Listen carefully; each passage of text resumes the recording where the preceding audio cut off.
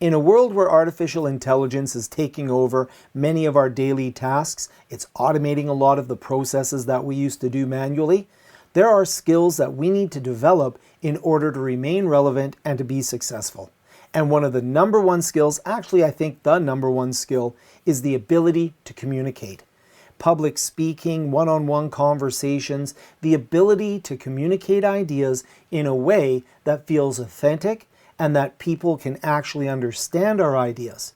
We see this all the time. People are afraid of public speaking. There's even some surveys that say people are more afraid of public speaking than they are of death. I think that's pretty extreme, but there are a lot of people that get extremely nervous if they have to speak in public. And the problem is, it's not a soft skill. It's a skill that is hard to develop. It requires practice, and it requires feedback. Authentic, substantial feedback, so you know where you need to improve, you know how you need to develop. And by doing that, you'll advance your career in ways that are bluntly amazing. You can have someone who's incredibly technical or knows something incredibly specialized, but if they can't communicate that, they'll see people that are less technical or less specialized become promoted above them all the time because the other people are able to communicate the idea more effectively. So how can we develop our communication skills? The obvious answer is to practice. But who wants to practice when there's a high risk of failure, or when you're practicing in front of a mirror that doesn't talk back, or you're practicing amongst friends who might not give you completely honest feedback? We need a way to be able to practice and practice in an environment that feels real, but allows me to practice different techniques and gives me authentic feedback. Which is why today we're going to take a look at virtual reality and an application called Ovation VR. A communication application that I've been working with myself and I've been introducing to students of mine to help them develop their interview skills, their public speaking skills, their conversational skills, their social skills, language skills. There is a ton that we can do with Ovation VR. Let's jump in right away and take a look at logging into Ovation VR and some of the scenarios that we can work with in order to improve our skills in communication. Once you've logged into Ovation, you're presented with a number of different scenarios that you can use in order to practice your communication skills. You'll notice here that in mine I have one that says assignment. That's because I'm using an organizational account where I can go in and have assignments and a few extra features, for example, if I'm working with students and such.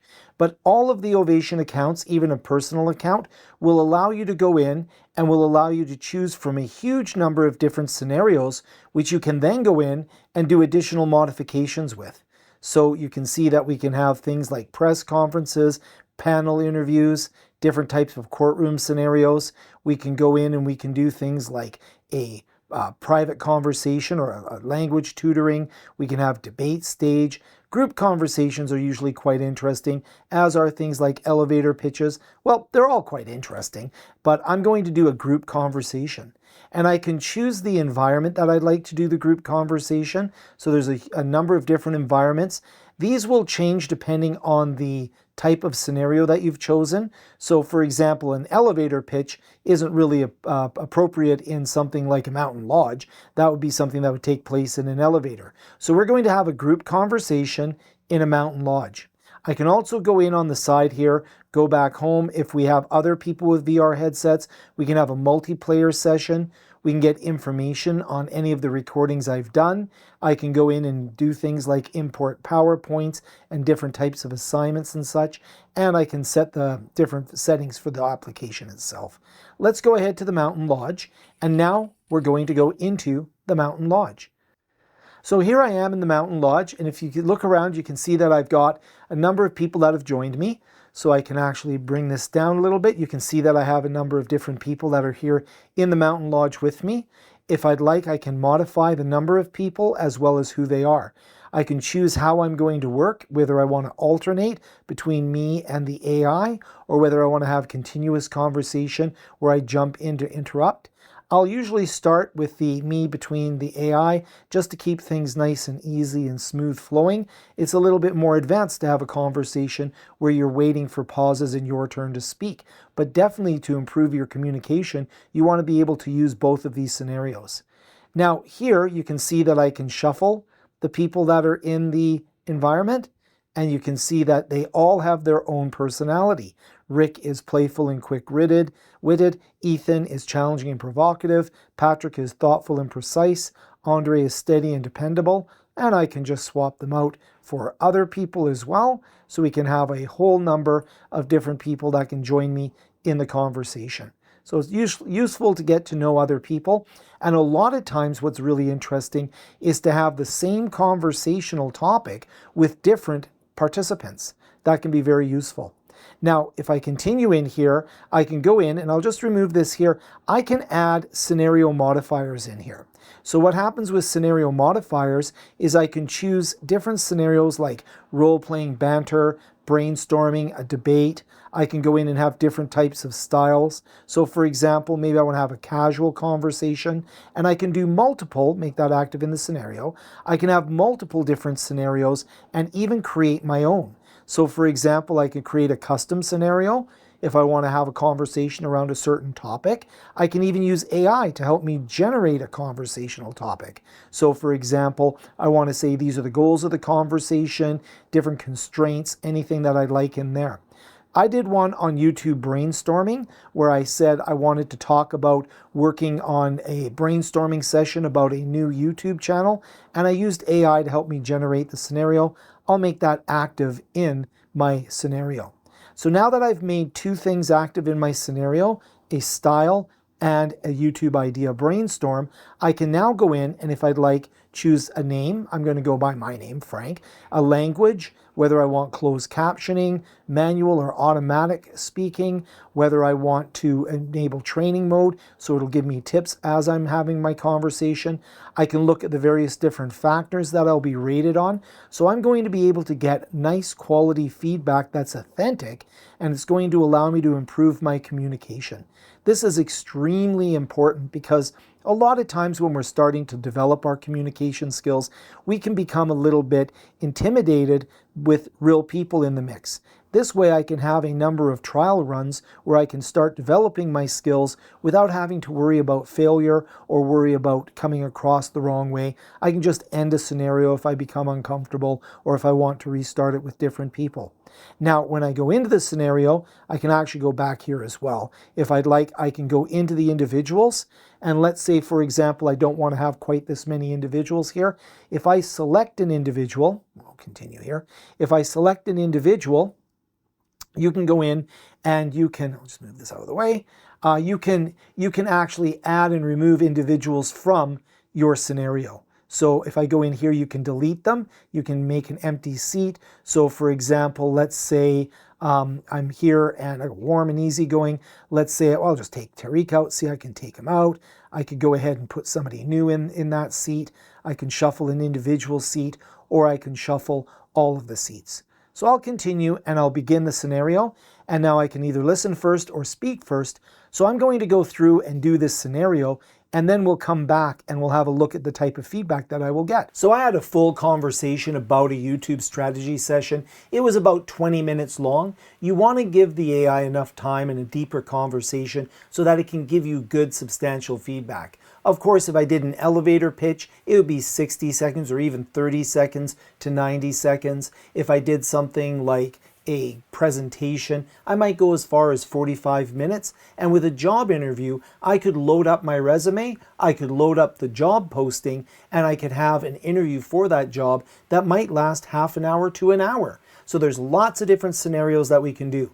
Let's take a look at the feedback that I received once I completed that conversation. So now that I've had a conversation, you can see that I was rated by clarity, engagement, respect, listening, and relevance. And you can see that I get a nice breakdown of how I did in each of these areas in terms of finding information. I can actually go into my scenario, see the full report, where I'll get a complete transcript of what was said. I can review the different factors.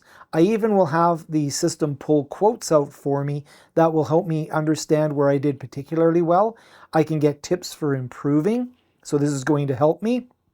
And I can go back to, I can go into analytics where I talk about speaking rate. I tend to speak a little bit fast.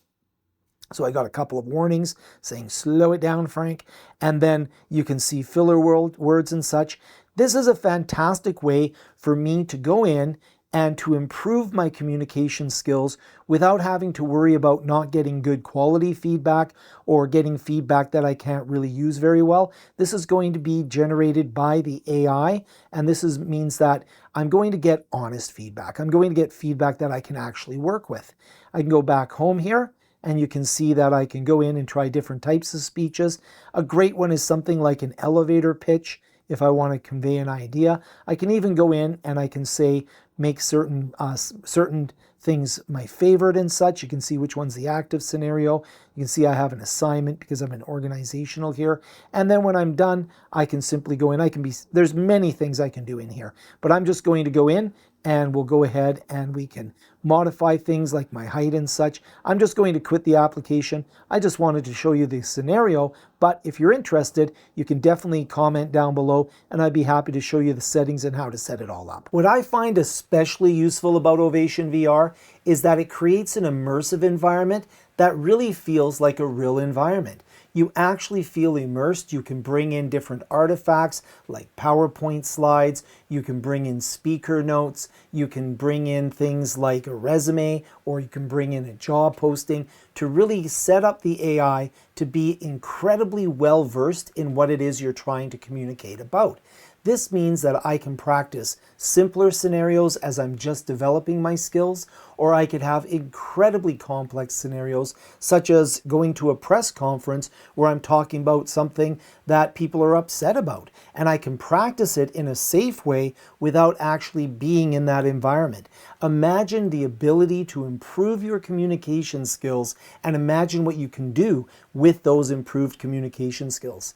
I'm a very big fan of this, and I'll put a link to the MetaQuest 3 headset that you can get below. Ovation VR is an app within that environment, so you can go and grab that as well. If I could recommend anything to someone who wanted to advance their career, I would recommend developing human skills. I would recommend developing a communication skill set so that you can communicate your ideas.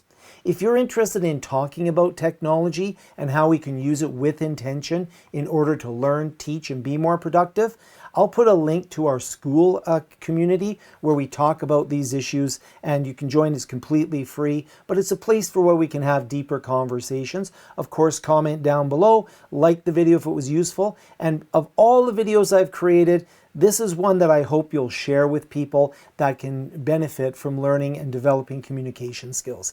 If you're an instructor and you're teaching students, there is an organizational aspect to this as well. Comment down below. I'd be happy to make a video on that as well. See you in the next video.